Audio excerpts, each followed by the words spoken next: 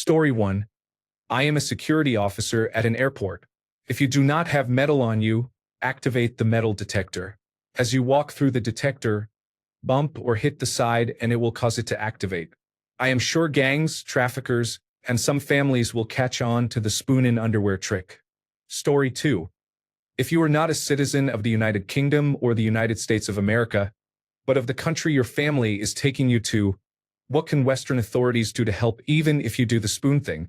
Story 3. My friend works intensively for a charity in Cambodia that rescues young children from the child sex trade, girls and boys as young as 1 year old. I love seeing her photographs of the time she spends with them and the joy she brings them, several times a year and continually on social networks, in person and through fundraising. When I first saw photos of her with the children at the rescue centers, I noticed they all held their hands in front of their eyes like goggles, thumb to finger.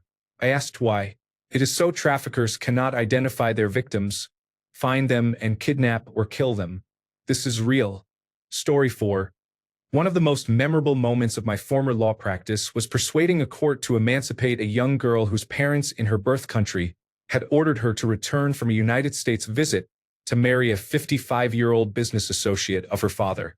In telephone testimony to the court, the father emphatically insisted that it was his right to give her to any man he chose and that her age and wishes were irrelevant.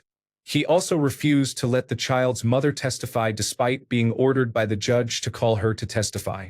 Took a little more than that to win the case, but not much. Many lawyers in cities around the world will pursue this kind of case at no charge. Contact the local court or bar association if that is possible. One day later, I will be grateful if this story, which is true, empowers even one person to seek or provide help. Story 5. There are stickers in the women's toilets at Birmingham Airport in the United Kingdom that read, "Is there any reason you don't want to travel? Call the displayed number to get help from a police officer. You are in the green, pink, or purple toilet." I always thought that was useful for people who feel trapped or unsafe. It is a catch-all for anyone in an abusive or frightening situation, not only extreme cases. It may also be intended for reporting terrorism. In many of these situations, people do have access to phones. I have not been in the men's toilets, so I do not know whether they are there as well. Story 6. A girl from my hometown was taken to Pakistan. She drank bleach to try to get home. Just over a year later, her parents killed her and dumped her body in Cumbria. Her name was Shafilia Ahmed. Story 7. I read about this as a technique to prevent female genital mutilation. Female genital mutilation is illegal in the United Kingdom, but some parents take their adolescent girls to their countries of origin in Africa to meet an aunt for the procedure where female genital mutilation is legal. Story 8. This is good advice. I worked at an airport and spoke with a security officer who helped a woman avoid being transported and killed. The woman did not know she would not be coming home until she reached the airport. Her husband went to the restroom, and she realized only he had a return ticket. She hid her bangle so the metal detector would alarm and she would be searched. While the officer was searching her, she whispered, "Help me." The officer immediately took her to a private search room, took her bags and passport as protocol required, and went inside. The woman fell to the floor crying and begging for help, so they called the police. The husband became suspicious and tried to force his way into the room. The officer held the door closed until the police arrived and restrained him. He was arrested, and she was given protection and moved to a new city to start a new life. It was harrowing to hear and awful to know this happens. If you suspect something like this, even slightly, please act and call someone. Story 9. We flight attendants are trained to spot human trafficking too. It is difficult because traffickers are becoming more sophisticated.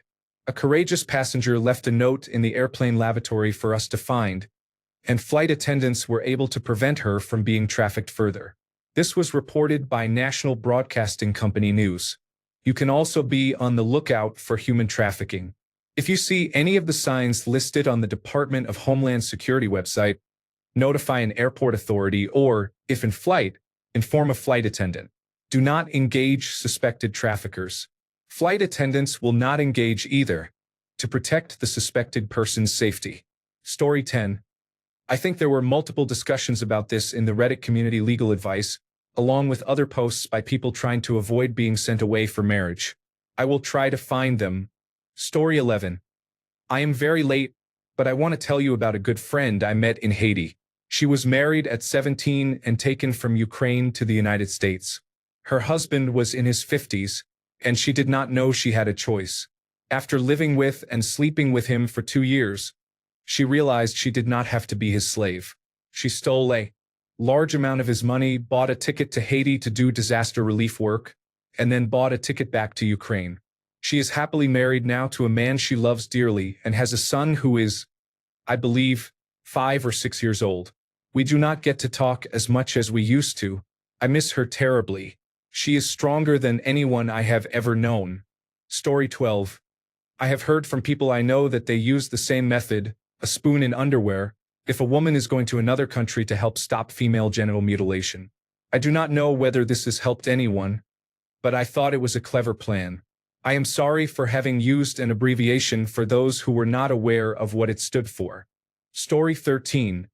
This only applies when a forced marriage involves transnational movement. Even then, they can easily circumvent it by traveling by land if the distance is short enough. In my country, most forced marriages occur within the country, almost exclusively in the Montagnard area where the central government has no control and does not want to stir up a hornet's nest. They outright capture the bride and force her into marriage.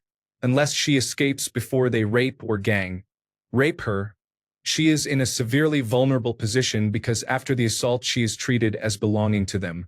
That is why, in some areas of northwest Vietnam, you will see Hmong girls carrying knives. Those knives are used to stab the so-called grooms or to kill themselves if they cannot get away. Story 14. This is serious. A friend from Uzbekistan faced forced marriage. She was promised a partner as a teenager and was married unwillingly to a farmer's son a year later. When he wanted to go on a honeymoon to Rome, she followed friends' advice about the spoon trick. After a week in Rome, she placed a spoon in her underwear and was stopped by authorities, where she explained her situation. She later married another friend in the United States and says she is happier than ever. The trick saved her from an unhappy life and marriage. If you need to, you can try placing a spoon in your underwear to simulate menstruation. Story 15. My father works with immigration in the Association of Southeast Asian Nations region during his retirement. One reason human trafficking for sexual abuse, prostitution, or sale was so successful is that many victims did not know what they were being led into. Even those who suspected danger were often persuaded by promises that seemed far better than life at home. Widespread abuse, manipulation, exploitation, and corruption, including by high-ranking officers, made the problem largely uncontrollable. One case that left me speechless involved a woman who disguised herself as a helper and, after fooling homeowners, kidnapped babies and small children. She had been raped and sold. When she became pregnant, the gang took her baby and promised to return the child if she completed their orders. She complied and kidnapped more than 20 babies and children. By the time she realized her own child was gone, she reported the gang to the authorities. The gang remains active even now, more than a decade after the report. After giving testimony, she was returned to her country and relocated.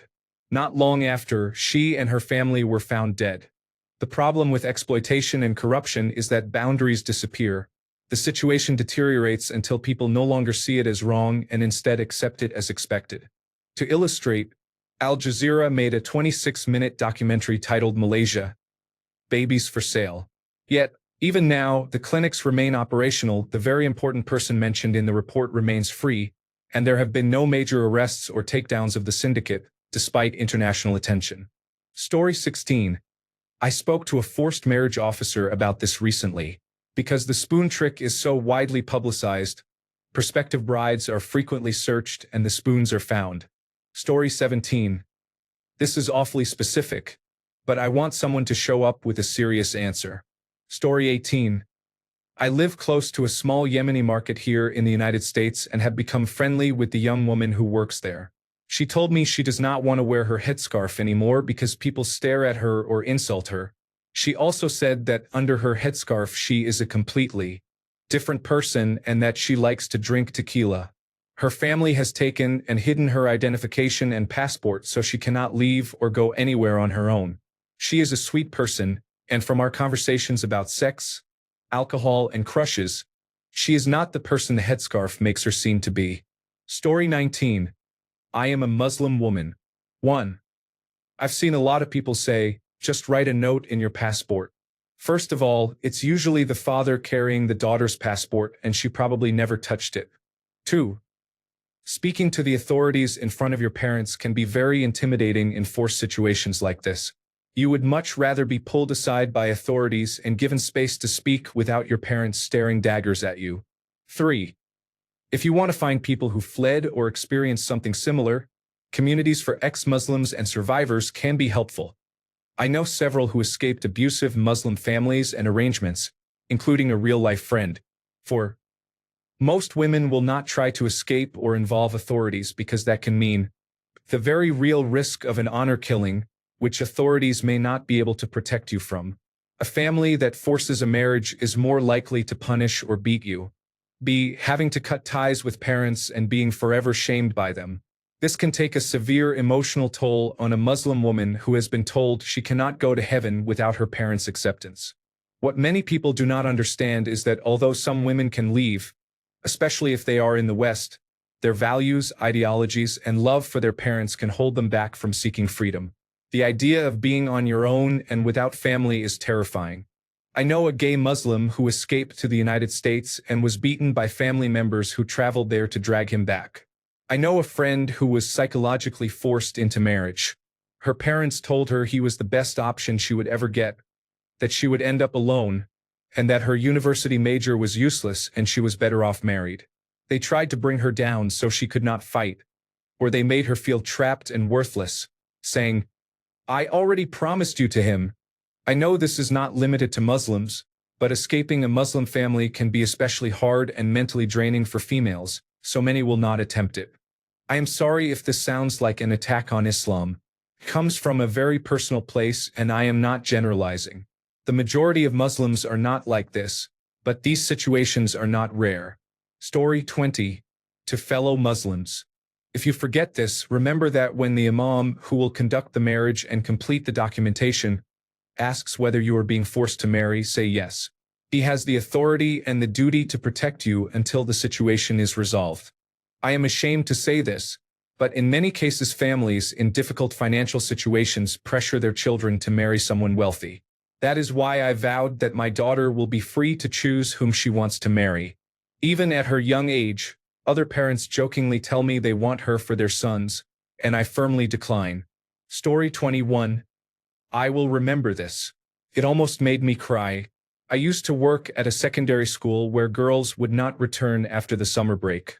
There were no goodbyes and no explanations. Their classmates would say, back to their home country, with fear in their eyes. It all seems so common to them. I give this advice to every girl or boy who opens up to me about this fear. I understand the religious aspect and that breaking ties with family is hard, but everyone deserves to be loved and treated as a human being.